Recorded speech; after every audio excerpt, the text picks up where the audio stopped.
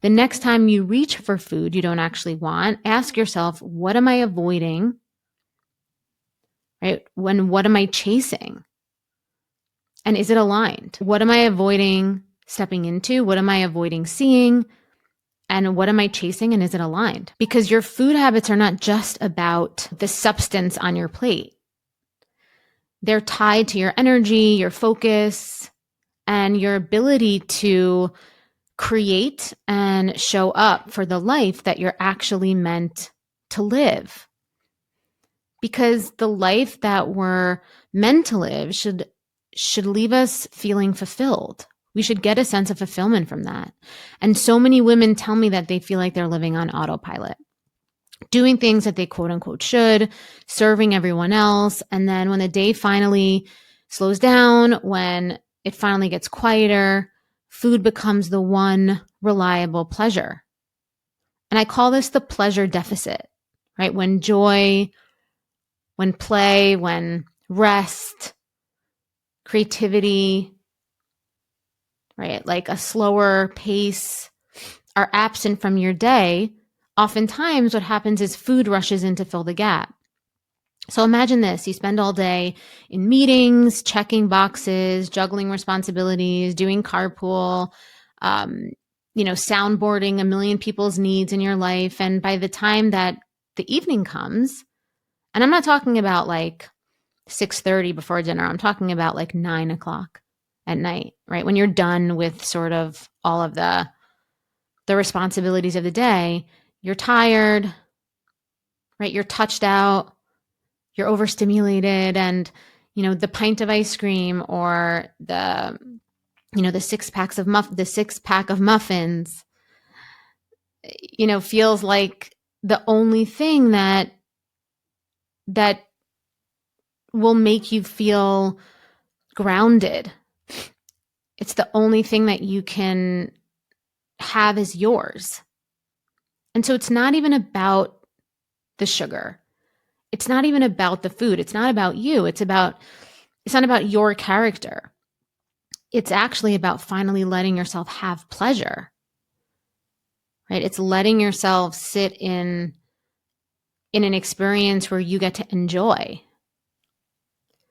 Or there's the flip side, right? Where you're using it to numb, right? Where you say yes all day to everybody, to your boss, to your family, to commitments that you don't even want to do. And by the time that night comes around, food becomes the way your body says the no that you couldn't say during the day, right? So that late night snack, that same pint of ice cream, that same 6-pack of muffins, it's a silent protest, right? It's not about pleasure. It's about rebellion. It's about protest. And so this is the numbing as the silent no, right? Where you can't set boundaries in your own life, so food sets them for you.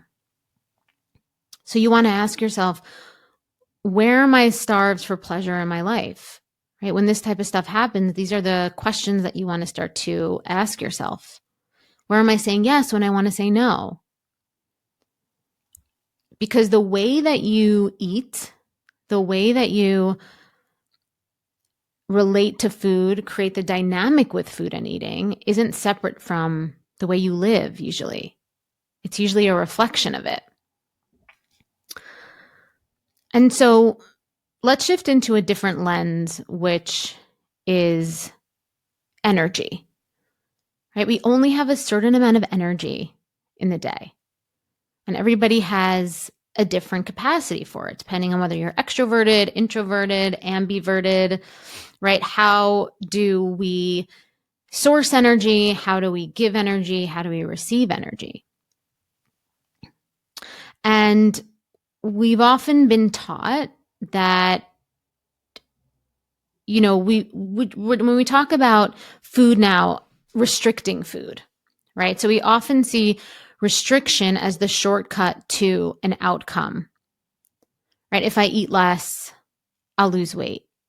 If I eat less, if I stay disciplined, I'll prove my worth. If I eat less, my goals will come faster. But in reality, denying your body doesn't fuel you, it drains you, right? You might get a short-term result, but ultimately it will drain your life force. And I know if you're listening to this, you've had this experience. So what if you started experimenting with food not as this lever of punishment, but what if you started using it as, as fuel, right? Or as a service to yourself, right? As a generator for creating the life that you want. So asking yourself, which foods actually help me feel present, creative, alive? Which ones leave me foggy, anxious, or checked out? And starting to make your decisions based on feeling good, because that's your ultimate goal, right? Your ultimate goal is you feel good, you know that you deserve to feel good.